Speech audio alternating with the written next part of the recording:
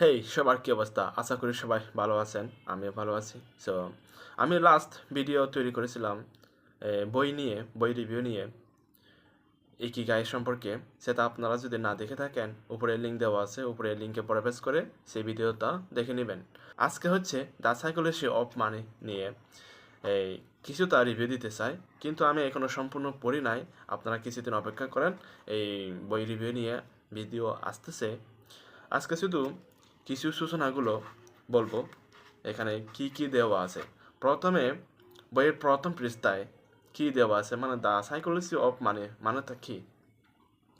সম্পদের লোভ লালসা ত্যাগ করে সফলতা প্রশান্তি অর্জনের মনস্তাত্ত্বিক কৌশল। এখন প্রথম এই সূচনার মধ্যে কি কি দেওয়া আছে একটু দেখা যাক।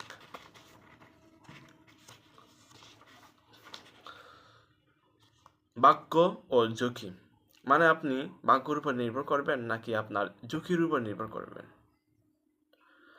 আর দ্বিতীয়ত হচ্ছে সম্পদ অর্জন বনাম তা রক্ষা করা।